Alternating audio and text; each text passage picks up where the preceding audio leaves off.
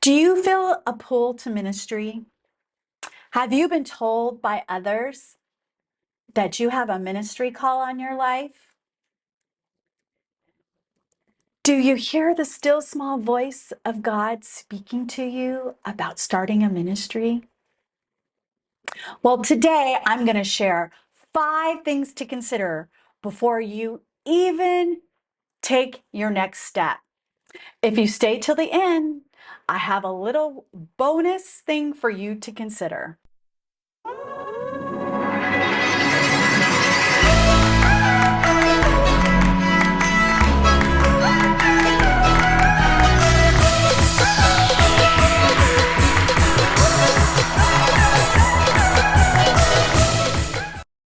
Hi, I'm Amanda Hall, and I am a ministry solopreneur, and I am here to help ministry and mission-driven solopreneurs grow their online influence and impact for the kingdom. Today, I want to share 5 things that have helped me as I've moved forward in creating the ministry influencers. And things to really think about before you step in to the world of ministry. First, you need to clarify and get your call confirmed. Most of you who are probably watching this have had that call to ministry or have been told, oh, you have a gift. You really should start a ministry, but you quite don't know what to do. And you need to get some clarity. So I would encourage you that during your reading of your word, during your prayer time, during your conversations with the Lord, that you ask for Him to give you clarity.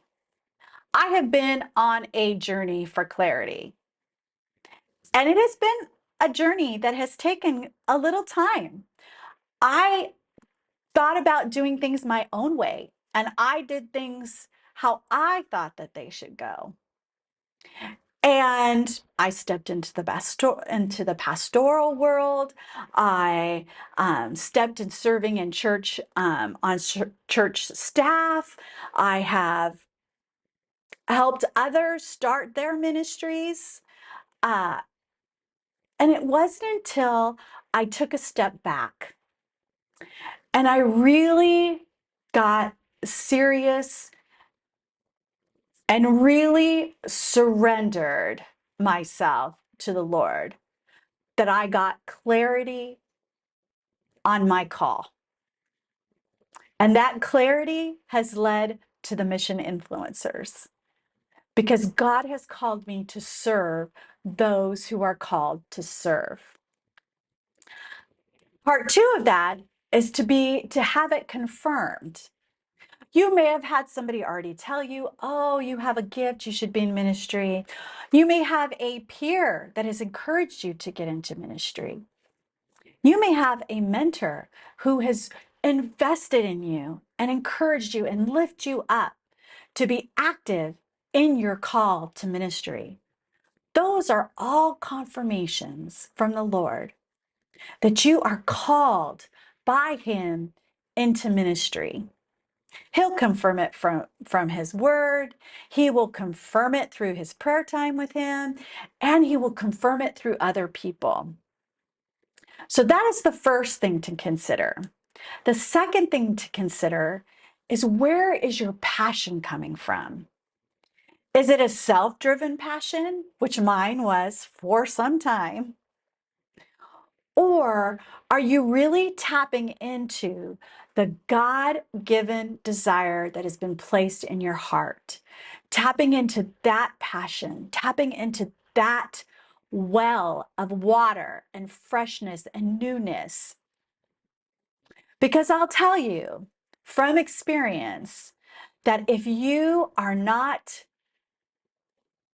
tapping into the passion and to the desire that God has given you, when times get hard, when the enemy comes after you, when you have those moments of self-doubt, when you have moments of failure, when you have moments of the enemy just getting into your head,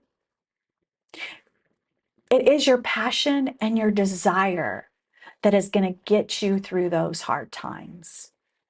So I really want you to think and to pray about the passion you have and this call to ministry and what that means to you. Third,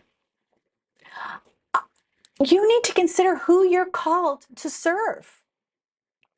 And as you'll hear me refer to it in content coming forward as your niche ministry. Who are you called to serve? Are you called to serve women? Are you called to serve men? Are you called to serve parents? Are you called to serve in marriages? Are you called to serve in finances? Are you called to serve in the church? Are you called to serve in the professional world? Where are you called? Where are your gifts going to be best used to serve the kingdom? Mine is to serve ministry and mission-driven solopreneurs, increase and grow their online influence and impact for the kingdom. So narrow in, take time to write down, to journal, to pray about who it is that you are called to serve, that passion and desire is going to serve and to serve well. Well, if you're liking what you're hearing so far, I would love for you to give this a thumbs up. And if you are looking for content like this and you want to grow your ministry, then hit the subscribe button down below so that you'll be notified when I upload new videos. So let's move on to number 4. Where are you called to serve? Are you called to serve in business? Are you called to serve as a business? Are you called to serve in the church? Are you called to serve your family? Where are you called to serve? If you're called to serve in business, you are out in the professional field, how can you mesh and blend your ministry call into your professional environment? 2, if you're called to do ministry as a business, maybe the Lord has called you to serve in a way that you can use your expertise, your skills to earn money as a provision for your family, as a provision of income. Or maybe you're called to serve in the church. Maybe you're called to lead a women's Bible study in the church, or maybe you're called to serve at the help desk or at the welcome window. Maybe you're called to serve on the welcome food ministry. Maybe you're called to serve in your community as at the food bank, or any way that you have been called. You need to define that call. Is it a call to the professional world? Is it a call to start your own ministry business? Is it a call to serve the church? Or is it a call to serve out in your community?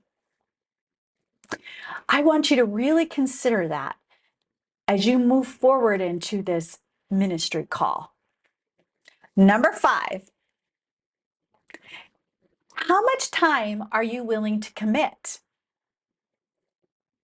If you're out in the professional world, in the business world, how much time are you willing to invest in learning and knowing where your message can fit into your work environment? Being prepared for when the moments come that you're able to have impact in those areas. As a ministry business owner, how much time are you willing to commit and invest, not only in yourself, and learning and growing and the skills that you need to grow your business, but also in the investment in your people, in your community, the sphere of people who God will bring in for you to influence? How much time will you commit? How much will you invest? If you're called to the church, how much time will you spend in preparation for whatever ministry within the church walls you're called to? If you're called to lead a women's Bible study, or you're called to do the new members group, whatever that is, what time are you willing to invest? If you're called to serve in your community, at a food bank or at a mission, how much time are you willing to invest in that community? It's all about your time and commitment. And you really need to give that some serious consideration as you're moving forward to your ministry call. I have a bonus thing for you to consider. What if you don't? I had a very special mentor and coach in my life that told me that if I don't do what God has called me to do, someone who needs me isn't going to get the help they need. So, are you going to lean into your call? Are you going to have the impact and influence that God has called you to have? Just think and consider, if you don't walk down this path, the people who won't hear from you the message that just might inspire, encourage, and impact them for the kingdom, for Jesus, for God, for them to know who He is, His love, His grace, His compassion, His mercy. If you don't step into what you are called to do. It has been my honor and my pleasure to give you these 5 things to think about, to really consider, to journal, to pray about, to talk to God about, to, when you're reading the word, look for those moments where God can speak to you. If you have a call to ministry,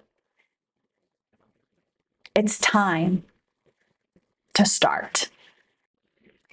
If you are called to ministry as a business, I am here to serve and help you. I would love for you to join me in a Facebook group specifically designed for ministry and mission-driven solopreneurs to grow their online influence and impact for the kingdom. All you have to do is look in the show notes below and you will see where you can sign up to be a part of that group. I look forward to serving you and helping you grow your online influence and impact for the kingdom.